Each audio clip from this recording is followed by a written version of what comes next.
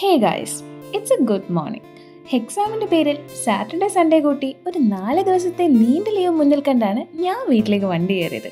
എന്നാൽ പിന്നെ വീട്ടിലെ ഒരു മോർണിംഗ് ആയാലോ. വീട്ടിൽ വന്ന് അത്ര നേരത്തെ ഒന്നും ഞാൻ ഉണ്ടെങ്കില്ല കേട്ടോ. ഒരു പണിക്കും പോകാനില്ല എന്ന സമാധാനത്തിൽ ഇങ്ങനെ കിടന്നുറങ്ങാൻ ഒരു വല്ലാത്ത സുഖം തന്നെയാണ്. വേണ്ടുവോളം ഉറങ്ങി ഇനി എണീറ്റ് ബാക്കി കാര്യങ്ങൾ നോക്കാം. കിടന്ന ബെഡൊക്കെ സെറ്റാക്കിയില്ലെങ്കിൽ എൻ്റെ വീട്ടിലെ പോരാളി ടെററാകും. പോരാളി കിച്ചണിൽ കാര്യമായി എന്തൊക്കെയോ ചെയ്യുന്നുണ്ട്. നമ്മുടെ പരിപാടിയെല്ലാം കഴിഞ്ഞാൽ അങ്ങോട്ട് ചെന്നൊന്ന് മുഖം കാണിക്കണമല്ലോ. അപ്പോൾ പിന്നെ കാർക്കൂന്തലൊക്കെ ഒന്ന് ഒതുക്കി ഉറക്ക ചടവിലുള്ള ലുക്കൊന്ന് മാറ്റാം. എന്തു പറയുന്നു? വീട്ടിൽ വന്നു കഴിയുമ്പോൾ എന്തോ ഒരു പ്രത്യേക സമാധാനമാണ് കേട്ടോ. ഇവിടെ എത്തിയാൽ പിന്നെ ഞാൻ കോളേജിലെ വർക്കിനെ പറ്റിയൊന്നും അധികം ആലോചിക്കാറില്ല. വീട്ടിലെപ്പോഴും ഞാനൊരു വെക്കേഷൻ മോഡാണ്.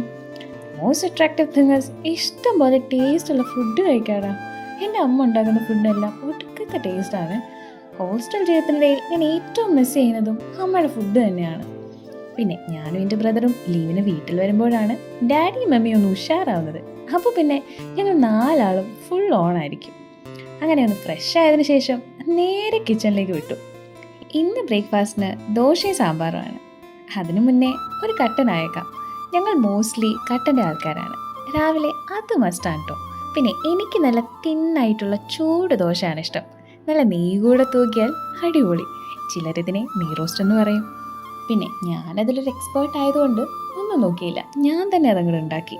എൻ്റെ പോരാളി അപ്പുറത്ത് നിന്ന് ലഞ്ചിനുള്ളത് കാര്യമായിട്ട് സെറ്റാക്കുന്നുണ്ട്.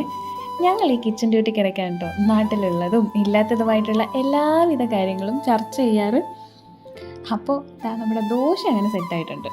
എന്നാൽ പിന്നെ ചൂടോടെ ബ്രേക്ക്ഫാസ്റ്റ് അങ്ങോട്ട് കഴിച്ചേക്കാം. പ്രോട്ടീനായിട്ട് കൂടെ ഒരു പുഴുങ്ങിയ മുട്ട. അപ്പം അത്രേ ഉള്ളൂ. ബൈ.